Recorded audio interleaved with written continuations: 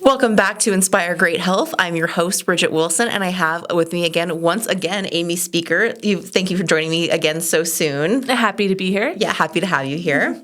So, Amy, today we're going to talk about the Community Health Needs Assessment and the Community Health Improvement Plans. Why don't you go ahead and just reintroduce yourself, and then we'll jump into those plans. Tell us a little bit of background about those and why Laramie County does these assessments.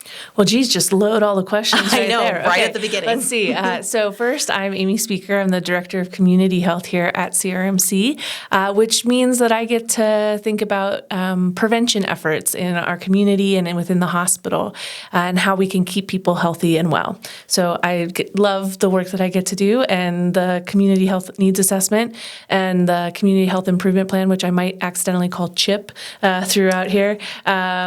Those are part of the work that I get to do in my role. So, but it's certainly not just me. It's a real community effort to pull these documents together and to get them going. So I think the next question was, what are they? Yes, what are these assessments? So the assessments are documents that help us understand what's going on in the community. We do them every 3 years, which in my opinion is so fast, you know, but things do change that quickly, but it's also hard to keep up with all of it. But the needs assessment is basically a way for us to say what's happening in our community. Are things changing? So for example, you know, do we see higher rates of uninsured? Do we see more people or less people smoking? It's less for in case you're wondering. I was wondering. Yeah. Thank you. That's good news. So that's good. You know, and what do we see around all these other health indicators?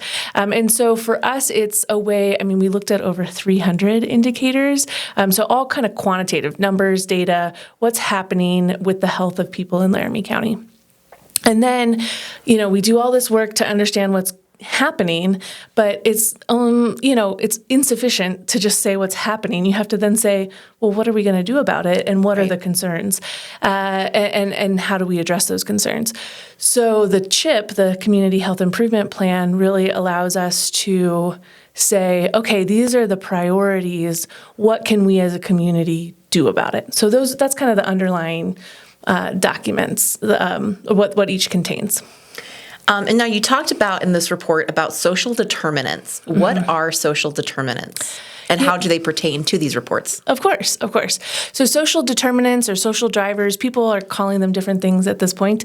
SDOH, for those that want to be really cool with the lingo. But the idea behind SDOH is that there are lots and lots of things that impact our health and keep us healthy. So one of those is obviously the healthcare that you receive and your access to it. But, you know, when we think about it, of course, where we live makes a difference in our health. So our housing, how much, you know, we're exposed to pollution or high water quality. Thankfully, we have great water quality here in Cheyenne. But this is also good news. Yes. Love water. Love good water. Yes. Always sad when I leave Cheyenne's good water. Anyway, yes. Side note. Agreed. But also things like our education levels. We know people who have higher levels of education often have higher levels of health. And then in the United States, one of the best predictors of your health is your wealth. So how much money you have, unfortunately, is really correlated with how healthy you are. So those are social determinants of health. Those things that are not, you know, the shots you receive or the physician you see, but are the conditions where we live, learn, work, and play is often how it's described. So the education, housing, neighborhood, and environments that impact what you have access to on a daily basis. Now, keeping in that same line of improving health and wealth pertaining to health. Can we talk about the Yeah. Healthy People 2030 initiative? Of course. So Healthy People 2030 actually stems back to Healthy People 2000, I believe, is when it really started. It was a federal initiative, and it essentially sets goals at the federal level that we want to reach for these health indicators across the country. So it provides a benchmark of how we're doing, and both compared to an ideal, but then also compared to national rates. So we're able to say, like, for example, on that smoking rate, while it is going down, we're still higher than the national. Laramie County is? Laramie County and Wyoming. Okay. Yeah. So, there are opportunities still. So it gives us a benchmark, essentially, for saying, are we moving in the right direction? What's the experience at the national level? And how can we strive to continue to be better than the national level, which we are on some things, or make those improvements and learn from others to try and improve the health of Laramie County. So again, kind of extending off of that question, where does Laramie County stand? Are we ahead in some areas and behind in others? Like everything, it's ahead in some areas and Sure. behind in others. One of the tools that we actually used to use to measure our health ranking in Laramie County, it has kind of changed their way of measuring. So they used to, there's a tool called the County Health Rankings that used to give, like, Teton County is the healthiest in Wyoming, and Laramie County is fifth healthiest, for example. They found that people were so focused and fixated on the number of how healthy their county was that they weren't exploring or thinking as deeply about what got them there. And so they have stopped being as explicit about number rankings and more about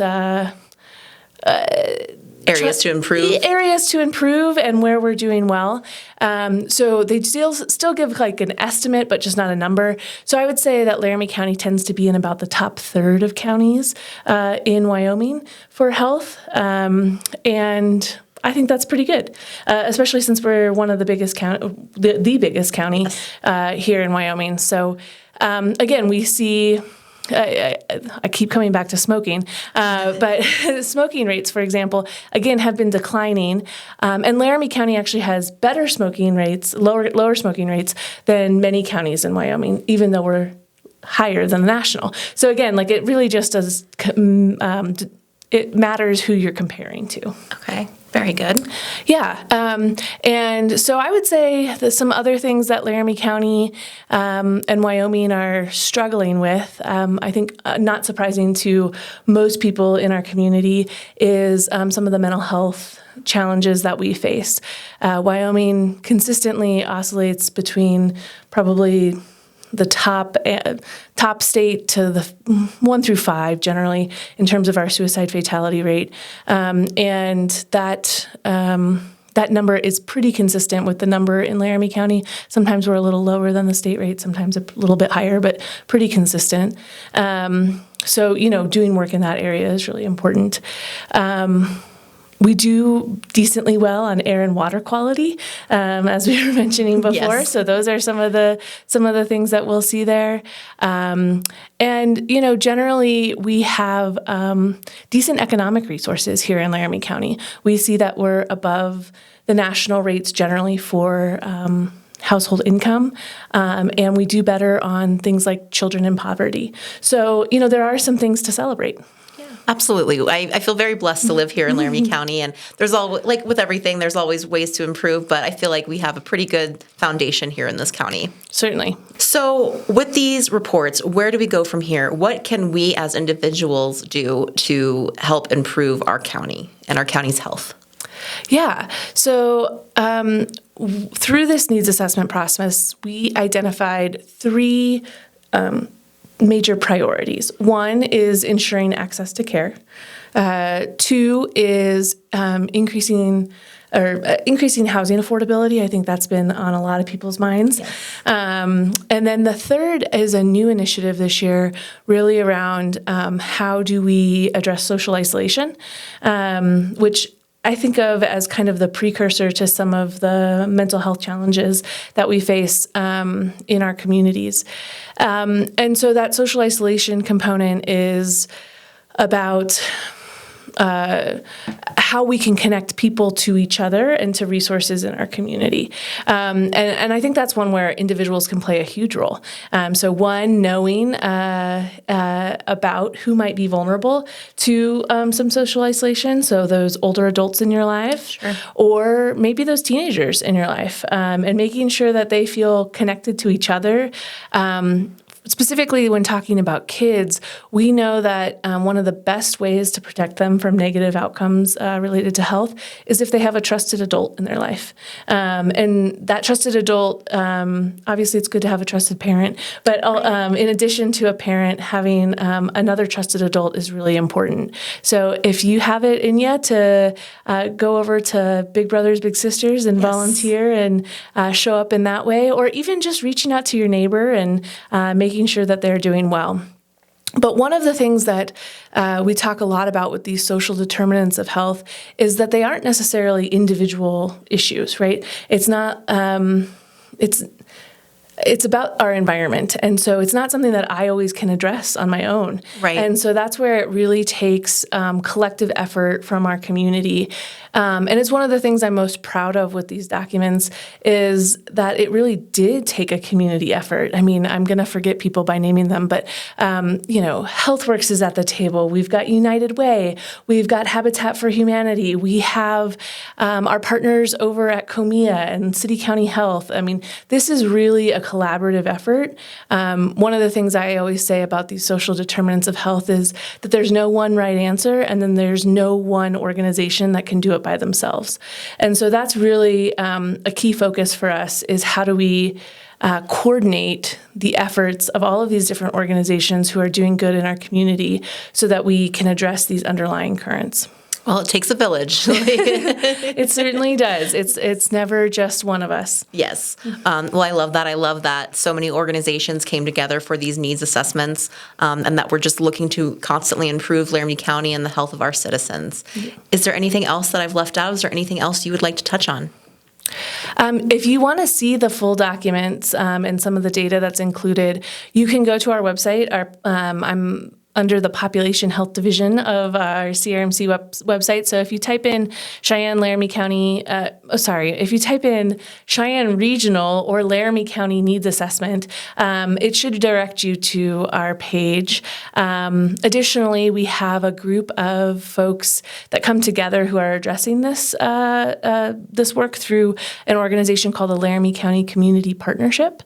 And if people are interested in being more engaged in any of these topic areas, we would love to have you join us. We meet the first Tuesday of the month at 11 o'clock in the Cottonwood Room at the library.